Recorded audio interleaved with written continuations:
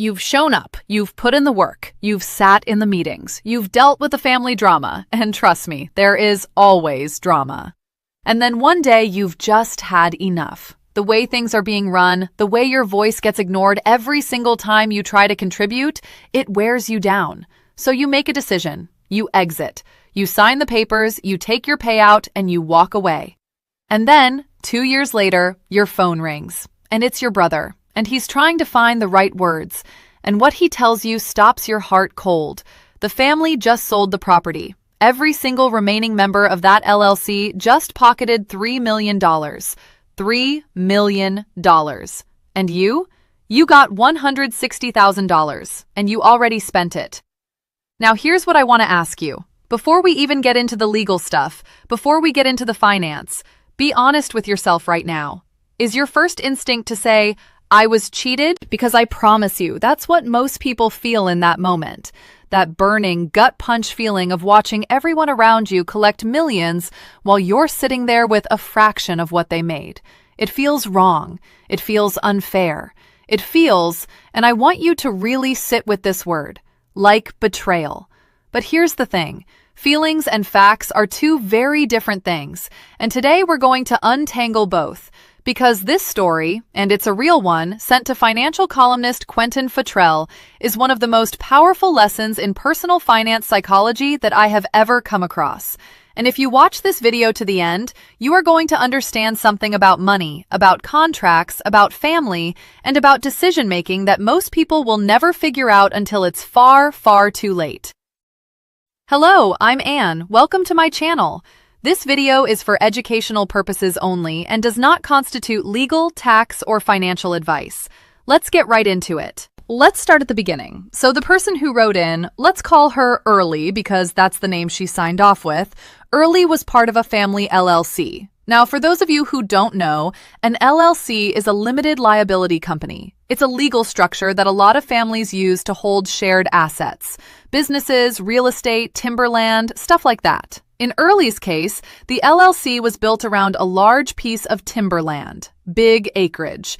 And the way it worked, like a lot of family LLCs, is that there were rules in place about what happens when someone decides to leave. And here's where it starts to get uncomfortable. Because the rules that everyone apparently agreed to, said that if you exit the LLC, you get pennies on the dollar per acre, not the market rate, not what the land is actually worth. Pennies on the dollar. Now here's the question I need you to sit with. Who agreed to those terms? Early did. She signed those papers. She knew what the exit clause said before she signed it. Now, I'm not saying that to be harsh. I'm saying it because this is one of the most important financial lessons that almost nobody talks about. We are emotional creatures. We make financial decisions based on how we feel in the moment, and then we act surprised when the math doesn't go our way later. Early was unhappy. She felt unheard. She felt disrespected. And in that emotional state, the $160,000 sounded good enough to make her pain stop. And listen, I get it. I genuinely get it. When you're in a situation that makes you miserable, getting out feels like winning, even if you're actually leaving money on the table. We've all done some version of this. Maybe not with a timber LLC, but we've all made a financial decision under emotional pressure that we later regretted. Here's a stat that should wake you up a little. According to research on financial decision-making, over 70% of people who exit business partnerships, joint ventures, or investment vehicles early do so because of interpersonal conflict, not because of financial analysis, not because they ran the numbers. Because of feelings, and almost all of them, when surveyed later, said they wished they had waited longer before making the final call. 70%. That's not a small number. That's most people. And the cost of acting on emotion? Potentially millions. In Early's case, literally $2.84 million. Now let's talk about what happened after she left, because this is where it gets genuinely painful. 2 years. That's all it took. 2 years after Early walked away from the LLC, the family sold the property, and every remaining member, every single one, received $3 million. Think about what 2 years of patience could have been worth. 2 years of putting up with frustrating meetings. 2 years of feeling unheard. 2 years that would have paid her $3 million. I want you to do the math with me. $3 million minus $160,000 is $2.84 million.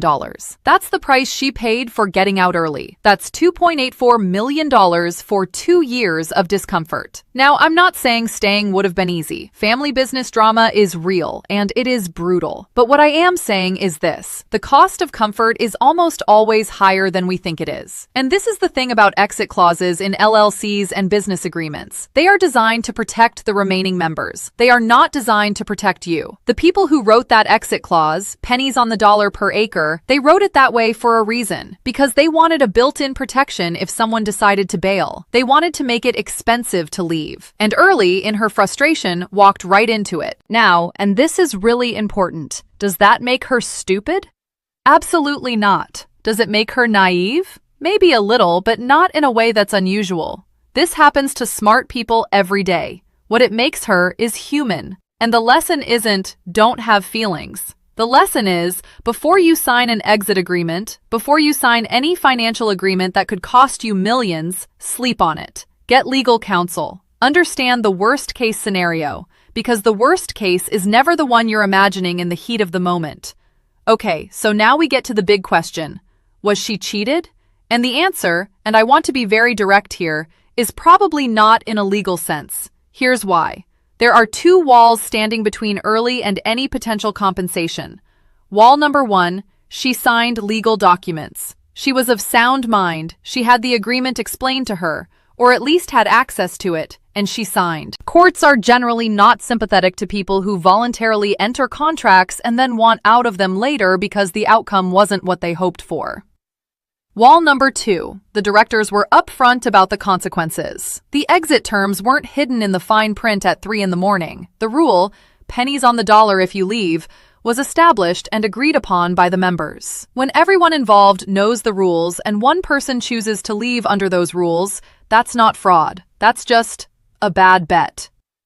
Now here's where it gets a little more interesting, and I want you to lean in here because this is the one sliver of hope. There is a slim, and I mean slim, possibility that Early could challenge the agreement, but only under a very specific condition. If she could prove that the directors knew at the time of her exit that the property was about to be sold, if they were already in material negotiations with a buyer, and they didn't disclose that information to her before she signed the exit papers, then that changes things. Because at that point, you're not just talking about someone who left a company and got a bad deal. You're talking about a potential case of fraudulent misrepresentation or concealment or breach of fiduciary duty. Those are serious legal terms and they mean something. Think about it this way. Imagine you're selling your house. You've got a buyer lined up, you're in negotiations, the deal is almost done, and your neighbor comes to you and says, "Hey, I want to buy your car. What's it worth?" And you tell them a price that's way below market, knowing that in 2 months, the whole neighborhood is going to boom in value and that car is going to be worth 3 times what you told them. That's not just a bad deal, that's manipulation. And if Early's relatives were sitting on sale negotiations while she was signing exit papers without telling her, a court might see it the same way. But here's the reality check. She would need evidence, emails, meeting notes, texts, something that shows the sale was being discussed before she left. And that kind of evidence, 2 years later, is very hard to come by. Now I want to talk about Early's brother for a second, because I think he's actually the most interesting character in this entire story. Her brother believes she was wronged, and he's been doing something remarkable. Every year, he gives Early a portion of his $3 million share, out of his own pocket, his own money, because she's his sister and he can't stand watching her swallow this bitter pill alone. That is extraordinary. And I think it also reveals something important about the dynamic here. Because when someone voluntarily compensates you for what they see as an injustice, it can look like an admission of guilt. But legally, it almost certainly isn't. The brother isn't the LLC. He's not speaking for the directors. He's speaking for himself, out of love and a personal sense of fairness. His generosity doesn't mean the directors did anything wrong. It means he's a good brother. And honestly, if you have a brother like that, you've already won more than money can measure. But let's zoom out now, because I want to make sure we're getting the real lesson from this story. Because this isn't just about a timber LLC in a state I won't name. This is about something that happens to people every single day, in every kind of financial situation. Here's what I want you to remember. Number 1, understand every exit clause before you enter any agreement. Whether it's a business partnership, a real estate LLC, an employment contract with a non-compete, or a prenuptial agreement, you need to know, before you sign, what it costs you to leave. Because when you're happy and excited going in, the exit clause feels irrelevant. But when things go south and you want out, that clause is everything. Number 2, never make a permanent financial decision based on a temporary emotional state. Early was frustrated. She felt unheard. Those feelings were valid, but the decision she made in response to those feelings was permanent. She signed away her stake in a multi-million-dollar asset because she was unhappy in the moment. And 2 years of patience, 2 years, would have been worth $3 million. Before you make any major financial exit, from a business, from an investment, from a property, ask yourself, am I making this decision because the numbers make sense, or because I'm in pain right now? If it's the second one, wait. Get off the emotional hamster wheel and get back to the numbers. Number 3, know when to get a lawyer. I know, lawyers are expensive. But here's the thing. A few hours of legal consultation before signing an exit agreement for a multi-million-dollar asset? That might be the best investment you ever make. Klein & Wilson, a law firm based in Newport Beach, California, lays out 4 main reasons you can challenge or rescind a contract after the fact: fraud, mutual mistake, unconscionable terms, and failure of consideration. But trying to prove any of those after you've already walked away? Much harder than preventing the problem in the first place. Get the lawyer before you sign, not after. Number 4. If you do think you've been wronged, act quickly. In most states, there are statutes of limitations on financial disputes. If Early has any case at all, and that's a big if, the clock has been ticking since the day she signed those exit papers. Every month that passes without legal action narrows her window. If you're in a situation like hers, time is not your friend. And number 5, and this one is personal to me because I've seen this play out too many times. Do not let the feeling of being cheated consume you. I'm not saying don't fight for what's right. I'm saying don't let the resentment become your identity. Early's brother is being generous. Her family clearly has some level of care for her. The worst version of this story is one where she lets the anger poison every relationship she has left. Fight for justice if the facts are on your side, but also know when to let go and learn. Now, I want to end with something that might surprise you. Early asked, "Was I cheated?" And we've gone through the legal framework, we've gone through the emotional psychology, we've gone through the financial lessons. But I want to give you the real answer, the one that actually matters. Whether she was cheated in a legal sense, we can't know without the documents and the timeline. But was she disadvantaged? Yes. Was it partly her own decision? Also yes. Can she do anything about it now? Maybe a little, if the facts line up. But can she learn from it and make sure it never happens again? 100%. That's the actual question that matters. Not, was I cheated, but what do I do with this? Because here's the hard truth about money. The world is full of agreements that are technically legal but deeply unfair. There will always be people who write contracts to benefit themselves. There will always be exit clauses that punish you for leaving. There will always be situations where the person with more information wins. The only protection you have is knowledge. Understanding contracts before you sign them.